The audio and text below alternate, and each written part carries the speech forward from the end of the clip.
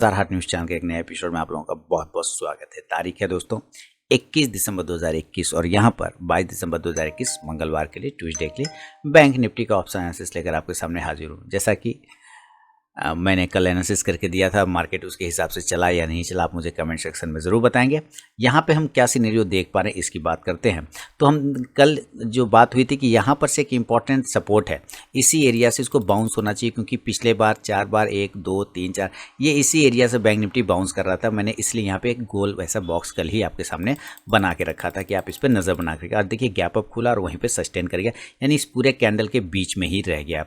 तो हम मजबूत कब हो गए? जब तक ये वाला जो पहली कैंडल है, बड़ी वाली कैंडल जो बनी हुई है 20 तारीख वाली, ये 20 तारीख की कैंडल नहीं है, ये कैंडल होगी आपका 17 तारीख वाली, फ्राइडे वाली। अगर इस दिन की ये कैंडल का हाई जब तक ब्रेक नहीं होता है, जो कि प्राइस आ रहा है इसका लगभग आपका प्राइस पकड़ के चलें तो 35,230, यानी कि हम 35,300 के ऊपर जब तक हम सस्टेन नहीं करें तब तक हम मजबूत नहीं होंगे लंबे समय के लिए। थोड़ा ट्रेंड जब तब तक नहीं बदलेगा, ट्रेंड जो है न्यूट्रल होगा। वहाँ पे 35,000 के ऊपर क्लोज करेगा तो आपको चांस बनना स्टार्ट हो जाएगा। 35,300 के बाद न्यूट्रल हो जाएगा और उसके बाद अगर 35,500 के ऊपर सस्टेन करता है, 700 के ऊपर सस्टेन करता है, जैन मूवमेंट स्टार्ट हो जाएगा पॉजिटिव। तो फिलहाल ये अपसाइड जाने के लिए इस कैंडल के हाई और लो को ब्रेक करना होगा। अगर लो को ब्रेक करता है तो नीचे 34,000 को ब्रेक करेगा तो 33,500 तक आराम से, और ऊपर अगर ये 35,300 ब्रेक करता है तो 35,700 तक जाने के चांस बना सकता है, 500 और 700।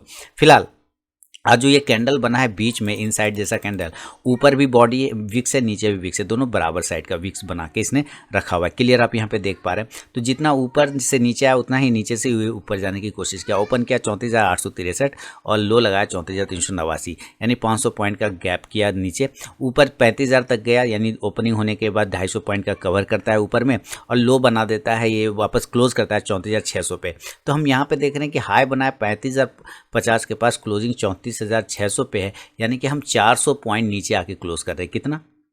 अपने क्लोजिंग प्राइस से 400 पॉइंट लो कर चुके हैं, हम यहाँ पे खो चुके हैं। अब हमें यहाँ पॉजिटिव होने के लिए थोड़ा सा ऑप्शन चेन को भी समझना पड़ेगा और चार्ट को भी समझना होगा। चार्ट में हम यहाँ से आप देख रहे हैं कि एक इनसाइड कैंडल बना रखा है। जब तक इस इनसाइड कैंडल को ब्रेक नहीं करेगा तब तक ये पॉजिटिव नहीं होगा, जिसका लेवल 35,300 250 से 300 के आसपास का आ रहा है। तो चलिए ज़रा हम लोग ऑप्शन चेन को समझते हैं, देखें डेटा क्या कह रहा है, कहाँ पे बाइंग और सेलिंग बनेगी। टेलीग्राम चैनल अगर नहीं ज्वाइन किया तो ज्वाइन कर लीजिएगा लाइव मार्केट में कॉल प्राप्त करने के लिए। तो चलिए शुरुआत करता हूँ, ऑप्शन चेन पर चलते हैं।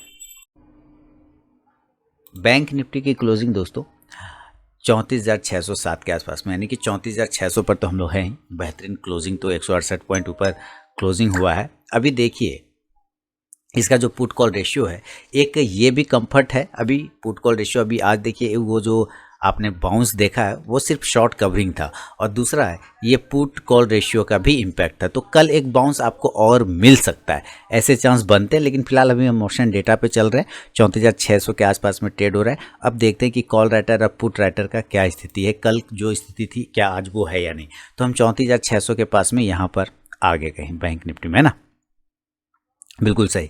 अब देखिए इस तरफ हमारा रजिस्टेंस, एक चीज़ आप चेंज होता हुआ देख चुके हैं, नज़र आपके सामने आ गया होगा अगर आप ये डेटा देख रहे हैं तो, कि कल तक इधर पुट बायर था, राइट साइड में पुट बायर था, लेकिन आज देखिए ये पुट राइटर में कन्वर्ट हो गया।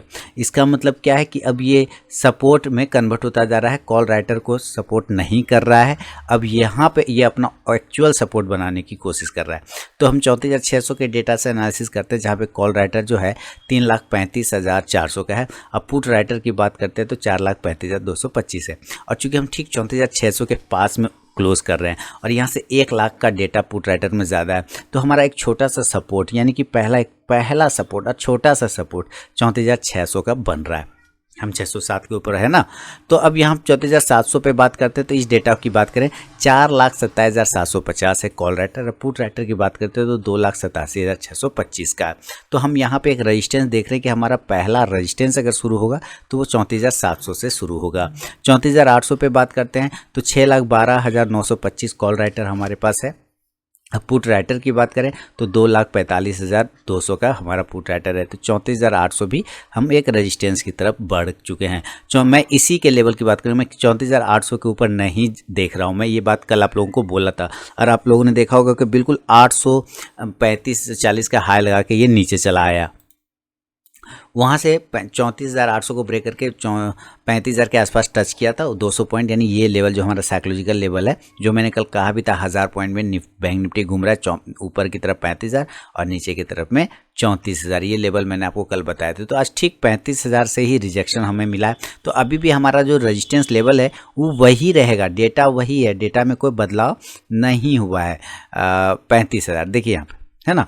तो हमारा जो रेजिस्टेंस 35,000 पे सबसे मुकाबला क्या, 18,35,425 का कॉल राइटर है सबसे ज़्यादा, जिसमें 2,49,000 आज ऐड हुआ है।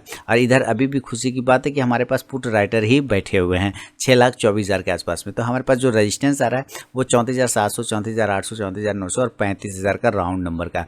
इसके ऊपर की अगर क्लोजिंग देना स्टार्ट कर दे तब हम मजबूत होंगे, अदरवाइज हम आज सिर्फ एक शेयर शॉर्ट कवरिंग को ही देख रहे हैं और कुछ भी नहीं।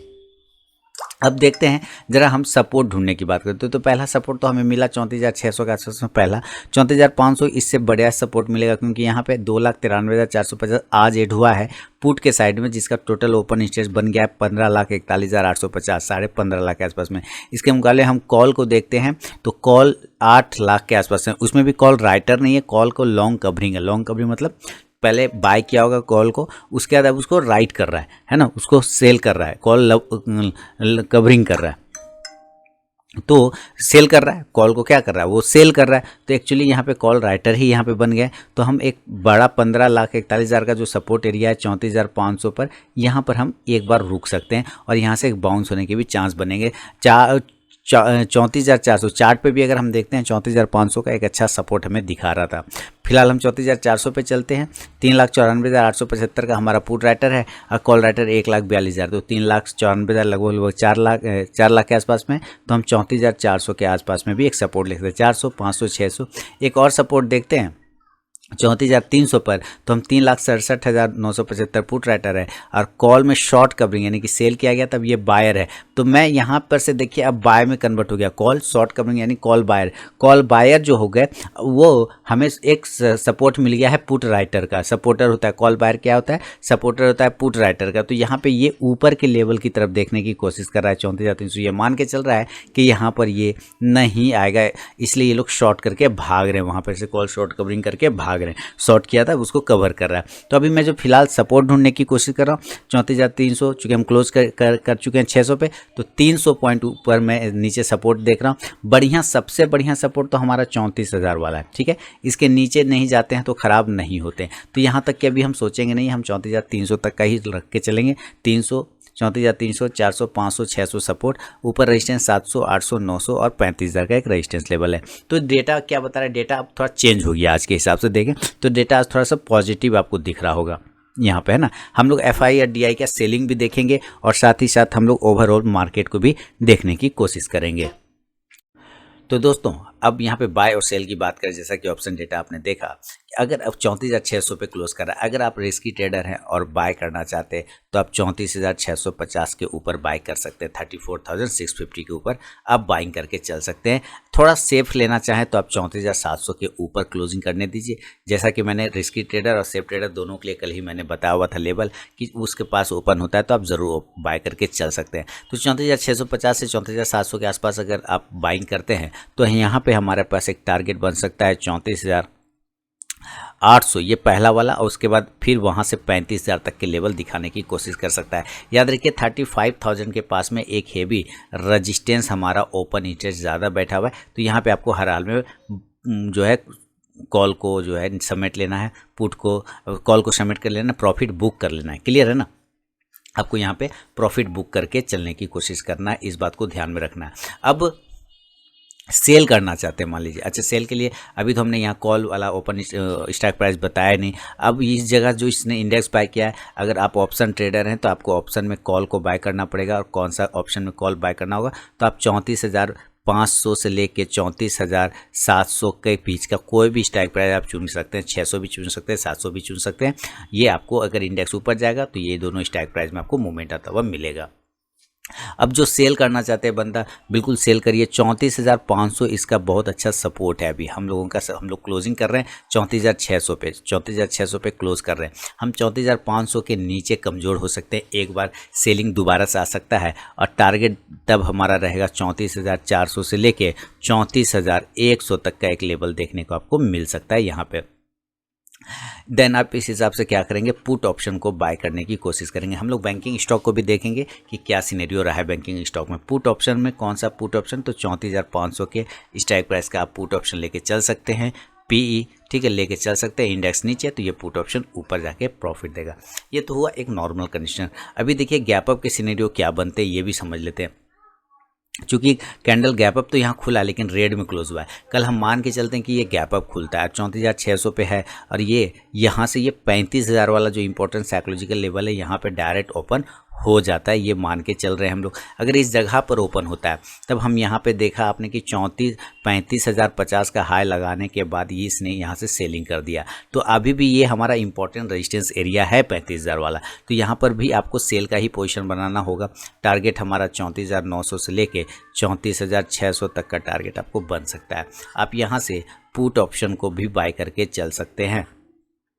35,000 के स्ट्राइक प्राइस का आप पुट ऑप्शन बाय करेंगे, इंडेक्स नीचे तो ये पुट ऑप्शन ऊपर जाके प्रॉफिट देगा। याद रखिए 35,250 से 300 के ऊपर जब तक हम क्लोज नहीं होते तब तक हम पॉजिटिव नहीं होंगे। तो हमारा सेलिंग एरिया जो है 35,000 से लेके 35,000 से लेके 35,200 तक हमारा सेलिंग जोन है। यहाँ पर जब भी आएगा यहाँ पे आपको सेल का सामना करना पड़ेगा। क्लियर है? चलिए ये तो हुआ गैप अप में कंडीशन। अगर ये गैप डाउन हो जाता है तब हम गैप डाउन में क्या करना चाहिए, हम इस बात को भी देख लेते हैं। देखिए गैप डाउन कहाँ खुल सकता है। पहला तो जो लो है फ्राइडे वाला लो, हम उस लो को पकड़ते हैं तो 34,000 के आसपास का आता है। आज का अगर हम लो पकड़ने की कोशिश करते हैं तो 34,380 के आसपास आता है। अगर हम फ्राइडे के क्लोजिंग की बात करते हैं तो 34,440 और आज का लो की बात करते हैं तो 34,389, यानी कि क्लोजिंग और लो जो है बिल्कुल पास में आता है। तो या ये 34,300 पे ओपन हो जाए या ये 34,400 पे ओपन हो जाए, ठीक है। या तो ये 34,300 पे ओपन हो सकता है या 34,400 पे ओपन हो सकता है। यहाँ पर ये दोनों ही प्राइस एरिया हमारा इंपॉर्टेंट सपोर्ट का काम करेगा। तो 34,400 और 300 के बीच अगर ओपन होता है तो एक रिस्क लिया जा सकता है बाय साइड में। टारगेट ऊपर 34,500 से लेके 34,700 तक के टारगेट देखने को आपको मिल सकता है। देन यहाँ से आप कॉल ऑप्शन को बाय करने की कोशिश करेंगे। कॉल ऑप्शन रहेगा 34,400 के स्ट्राइक प्राइस का, इंडेक्स ऊपर तो ये कॉल ऑप्शन भी ऊपर। देखिए अगर मैं कह रहा हूँ कि यहाँ पर ये क्लोज कर रहा है और यहाँ पर अगर ये गैप डाउन ओपन होता है यानी 34,400 से 300 के पास में और यहीं से ये बाउंस करके ऊपर निकलने की कोशिश करता है तभी हम बाय करेंगे। तुरंत बाय नहीं करेंगे, आप 5-10 मिनट वेट कर लीजिए। उसके बाद देखिए कि ये प्राइस ऊपर जा रहा है या ये प्राइस इस तरह से नीचे आ रहा है। अगर नीचे आ रहा है तब हम सेलिंग के लेवल में चले जाएंगे, यानी हम 34,300 के नीचे जो है हम सेल जोन में चले जाएंगे और हमारा टारगेट नीचे 34,000 तक का राउंड नंबर का टारगेट बन सकता है बैंक निफ्टी में। तो ये है पूरा दोस्तों डिटेल एनालिसिस आप लोगों के लिए बैंक निफ्टी का ऑप्शन। अभी देखिए इसको हम लोग क्या करते हैं, एक इंडिकेटर लगा देते हैं ना, इंडिकेटर RSI और MACD दोनों ही लगा देते हैं। अभी देखिए यहाँ पर MACD और RSI आपके सामने लगा दिया है। ये है हमारा MACD। अभी भी MACD हमारा क्रॉस बिलो है तो कमजोरी तो दिख ही रहा है। RSI ओवरसोल्ड सिचुएशन में तो वही बाउंस आने की कोशिश कर रहा है। 29 के पास में RSI है। तो इंडिकेटर देखिए RSI के हिसाब से तो ये ओवरसोल्ड हो चुका है, तो ओवरसोल्ड होने की वजह से इसमें बाउंस आने के चांस बनेंगे। दूसरा PCR वैल्यू भी हमारा ठीक ठाक है जिसकी वजह से बाउंस आ रहा है। एक सिनेरियो तो ये हुआ। दूसरा सिनेरियो हमारा MACD तो अभी भी कमजोर है। MACD में थोड़ा ताकत आने का टाइम लगेगा। हम 15 मिनट के चार्ट को देखते हैं। जैसा कि मैं बार बार कहता हूँ जब कुछ समझ में नहीं आए तो आप 50 मिनट के चार्ट को फॉलो करें, वो आपके लिए एकदम रामबाण का काम करेगा। तो ये है आपके लिए 15 मिनट का चार्ट। यहाँ पे हमें क्या करके चलना होगा, कल ही मैंने यहाँ पे बताया हुआ था कि आपको क्या करना है। बिल्कुल उसी के हिसाब से मार्केट ने आज बिहेव भी किया है, उसी के आसपास में। अब यहाँ पे अभी मैंने लगा दिया आज का 15 मिनट का चार्ट। देखिए ध्यान से करना क्या है, आप ये देख रहे हैं कि ये एक रेंज में फंस गया। यहाँ वाला ऊपर वाला जो रेजिस्टेंस एरिया है 35,250, ये हमारा बड़ा रेजिस्टेंस एरिया है। अब जो फिलहाल जो रेजिस्टेंस बन गया है तो आज ही का जो हाई प्राइस है आप देखेंगे ध्यान से, तो उसी हाई प्राइस को ये ब्रेक नहीं कर पाते। ये कंप्लीट किया, यहाँ से पैटर्न कंप्लीट किया, एक राउंडिंग बॉटम पैटर्न बना के जो कल गया था उसको इसने कंप्लीट तो कर लिया, लेकिन अभी भी मामला एक जगह पर फंसा हुआ है। और वो फंसा हुआ मामला मैं दिखाता हूँ। मैं यहाँ से एक ड्रॉ करता हूँ मामला। और यहाँ मैंने एक ड्रॉ कर दिया, ठीक है। अब यहाँ पे जहाँ पे मैक्सिमम कैंडल है हमारे पास, ये देख रहे हैं, ये मैक्सिमम कैंडल है, ये इस कैंडल के पास में ही यह आके सस्टेन कर रहा है। मैक्सिमम कैंडल की बात कर रहे हैं तो हो सकता है लोग कंफ्यूज हो जाएं। यहाँ पे आप देखिए ध्यान से, अब आपको पता चल जाएगा। ये मैक्सिमम कैंडल को अपने अंदर रखे हुआ है ना, तो इसी जगह के ऊपर में ये ट्रेड कर रहा था। जैसे ये नीचे किया था, ठीक वैसे ही यहाँ ऊपर किया, और यहाँ पर जो कैंडल ज़्यादा रोका है इस एरिया में, उसी एरिया पे आके ये क्लोज भी कर गया। तो ये एरिया भी हमारा सपोर्ट जोन बन गया, यानी आज का लो प्राइस ही हमारा सपोर्ट जोन है। जब तक हम 34,350, आज का लो है 34,390, 34,350, 300 के नीचे जब तक नहीं जाएंगे खराब नहीं होंगे। पॉजिटिव होने के लिए हमें इस बड़ी कैंडल के हाई यानी 34,850 को ब्रेक करना होगा। अगर रिस्क लेना चाहें तो 34,700 के ऊपर भी रिस्क लेके चल सकते हैं। और हमारा जो टारगेट होगा इस कैंडल का, यहाँ पर जो ये सस्टेनेबल प्राइस है, ये पहला हमारा टारगेट होगा, जो कि राउंड नंबर की बात करें तो 35,000 के आसपास में आता है। इसके बाद अगर हम इसके ऊपर जाना चाहें तो इस कैंडल का हाई पकड़ेंगे जो 35,200 के आसपास में आ रहा है, वहाँ तक हम पहुँचने की कोशिश कर सकते हैं 35,200 तक का यहाँ पर। अब आपको ये ध्यान रखना है कि 15 मिनट में मान लीजिए यहाँ से ये नीचे ब्रेक कर गया 15 मिनट कैंडल पर, और यहाँ से ब्रेक है तो सेलिंग बन सकता है। लेकिन अगर ये यहाँ से ऊपर निकलता है तो एक पहला टारगेट तो 35,000, देन इसके ऊपर क्लोज करेगा तो 35,250 का टारगेट होगा। ये आपको ध्यान रख के चलना है 15 मिनट के टाइम फ्रेम के अकॉर्डिंग। तो ये पूरा डिटेल एनालिसिस कर दिया दोस्तों। अब चलेंगे ज़रा बैंकिंग स्टॉक की तरफ, देखेंगे कि बैंकिंग स्टॉक का क्या हाल चाल है। चलिए बैंकिंग स्टॉक को देख लेते हैं। बैंकिंग स्टॉक में सबसे पहले एयू स्मॉल फाइनेंस बैंक को देखते हैं और इसको डेली के टाइम फ्रेम पे कन्वर्ट करेंगे। अब डेली के टाइम फ्रेम पर क्या दिखा रहे थे, ये सारे स्टॉक्स आज आपको लोअर लेवल से ही बाउंस करते हुए दिखेंगे। एयू स्मॉल फाइनेंस बैंक ने कल का जो फ्राइडे वाला हमारा ओपनिंग प्राइस था उसी का आज इसने हाई लगाया। उस दिन 1063 का ओपनिंग था और आज का हाई भी देखते हैं तो 1063 के आसपास में। तो 1065 के ऊपर सस्टेन करने के बाद आपको 1100 के टारगेट दिखा सकता है AU small finance bank. Axis bank देखिए निगेटिव ही रहा, मॉल आज पॉजिटिव था मार्केट, फिर भी उसके बाद भी ये निगेटिव रहा। निगेटिव भी रहा तो कोई दिक्कत नहीं, 685 के ऊपर जब निकलेगा तब हम 700 के लिए बाय का पोजीशन बनाएंगे और 655 के नीचे सेल का पोजीशन बनाएंगे 645 के लिए। बंधन बैंक की बात करते हैं तो बंधन बैंक में भी उतना सस्टेन नहीं कर पाया, खैर कोई दिक्कत नहीं, लेकिन लो को मेंटेन किया है। 255 के ऊपर कल निकलता है 260 से 62 का इंट्राडे टारगेट दिखाएगा। बैंक ऑफ बड़ौदा की बात करते हैं, बैंक ऑफ बड़ौदा 84 के ऊपर सस्टेन करेगा, उसके बाद ही पोजीशन बनेगा। बैंक ऑफ इंडिया इस लेवल के ऊपर जो कि 53 के आसपास का आ रहा है, एक बार 53 के ऊपर क्लोजिंग करेगा तो 55 तक के टारगेट बना के आपको बैंक ऑफ इंडिया दे सकता है। कैनरा बैंक की बात करें तो कैनरा बैंक में मैंने यहाँ पे एरो लगा रखा था, कल ही लगाया था कि यहाँ से इसको बाउंस करना चाहिए, और देखिए बाउंस तो नहीं किया पर नीचे भी नहीं गया। आप इस बात को देखेंगे कि बाउंस नहीं किया पर ये उस जगह से नीचे भी नहीं गया, यानी कि अपनी एनालिसिस बिल्कुल सही थी। अगर इसको निकलना था तो यही एरिया था, नहीं निकला तो कोई बात नहीं। अब 200 के ऊपर अगर ये निकलता है तो 205 से 210 का टारगेट मिलेगा। फेडरल बैंक की बात करते हैं 85 और ज़्यादा बढ़िया 90 के ऊपर, 90 के ऊपर तो बहुत अच्छा हो जाएगा। नीचे की साइड में अगर हम बात करते हैं, कल अपने हायर लेवल को ब्रेक करता है 83 को तो 85 का टारगेट देगा। HDFC बैंक पे नज़र रखिए, देखिए एकदम डोजी कैंडल बना के ट्रेड कर रहा है। अब डोजी कैंडल बना के ट्रेड कर रहा है यानी थोड़ा कंफ्यूज हो चुका है, जहाँ पे ओपनिंग हुआ वहीं क्लोजिंग हुआ। 1452 से 53 के ऊपर निकलता है, 1460 से 65 का टारगेट देगा। ICICI बैंक की बात करें 720 के ऊपर जाएगा तो पॉजिटिव होता है और आज 720 के ऊपर क्लोजिंग भी कर रहा है। तो कल अगर ये 725 से 30 को ब्रेक करता है तो 740 तक के टारगेट बनेंगे। नीचे की साइड 715 को ब्रेक करेगा तो 710 से 705 का टारगेट। IDFC फर्स्ट बैंक की बात करें तो इसको बाय ऑन डिप करना है, लंबे समय के लिए करना है, short term long term short term intraday इसमें नहीं करना है। इंडियन बैंक की बात करें, इंडियन बैंक ऊपर के लेवल के लिए 145 के ऊपर की क्लोजिंग चाहिए, देन 150 से 55 का टारगेट आएगा। इंडसइंड बैंक होल्ड कर गया, हाई लेवल को ब्रेक करने की कोशिश कर 870 के ऊपर जाएगा, पोजीशन बनेगा 900 के लिए। कोटक महिंद्रा बैंक कुछ भी नहीं करेंगे, 1750 के ऊपर बाय करेंगे 2010 के लिए और 1715 के नीचे सेल करेंगे 1700 के लिए। PNB बाय ऑन डिप करना है लॉन्ग टर्म के लिए, शॉर्ट टर्म के लिए बिल्कुल भी नहीं।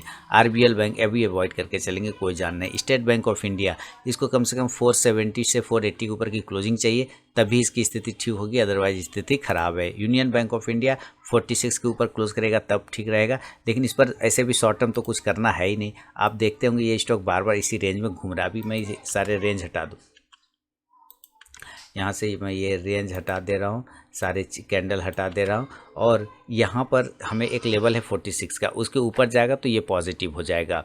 Union bank of India, yes bank 15 रुपये के ऊपर मूवमेंट करेगा, अदरवाइज छोड़ देंगे। तो ये है दोस्तों बैंक निफ्टी और बैंकिंग स्टॉक पर अपना व्यू। अगर पसंद आया तो फीडबैक जरूर दें। मिलूंगा नेक्स्ट वीडियो में, तब तक के लिए बहुत बहुत धन्यवाद।